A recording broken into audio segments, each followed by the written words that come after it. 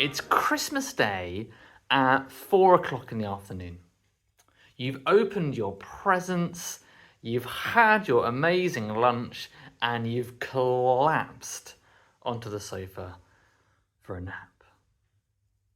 Just as you are dropping off to a lovely sleep, the door slams open and you wake up as masked figures run into the room, pick up all your presents, including those lovely pair of socks that your niece gave you, and run out of the house with socks and your laptop under their arm. How would you feel if that happened? Well, you'd probably be pretty angry, wouldn't you, as well as quite confused. Let me read out to you from another passage in Hebrews. This is Hebrews chapter 10. It's another warning passage. We've had a few of these now. But there's one particular verse I want to focus on, see if you can spot it. Hebrews 10, verse 26. It says, "If we deliberately keep on sinning after we've received the knowledge of the truth, no sacrifice for sins is left, but only a fearful expectation of judgment and of raging fire that will consume the enemies of God. Anyone who rejected the law of Moses died without mercy on the testimony of 2 or 3 witnesses. How much more severely do you think someone deserves to be punished who has trampled the Son of God underfoot, who has treated as an unholy thing the blood of the covenant that sanctified them, and who has insulted the Spirit of grace? For we know him who said, 'It is mine to avenge, I will repay.' And again, the Lord will judge his people.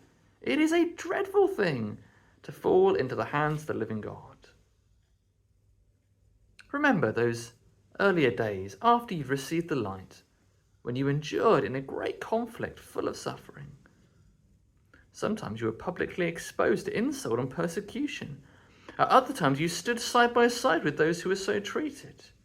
You suffered along with those in prison and joyfully accepted the confiscation of your property because you know that you yourselves had better and lasting possessions. So do not throw away your confidence.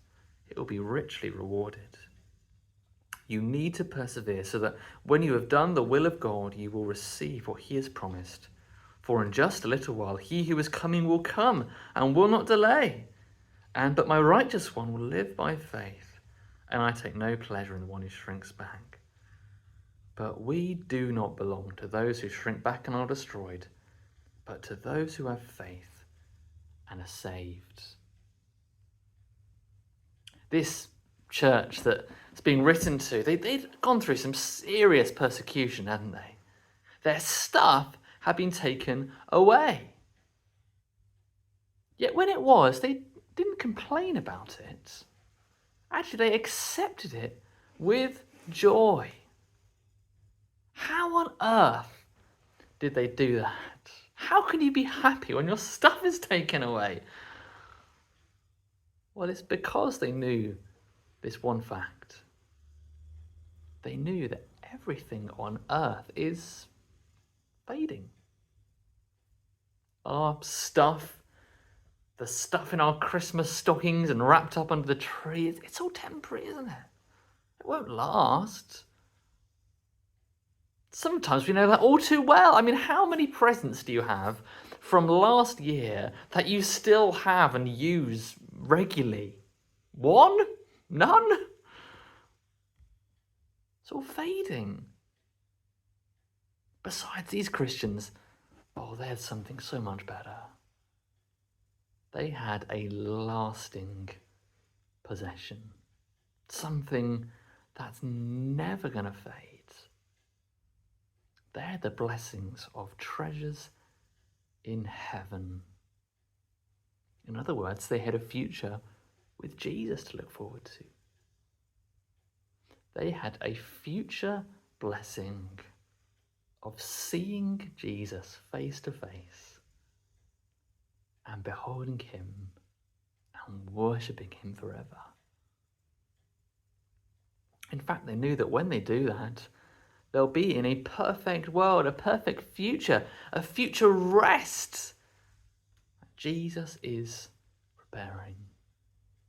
They'll be in a world without pain, A world without injustice, a world without crime, a world without sin, a world full of the glories and the joy and the contentedness of Jesus. And that's something that will never be taken away.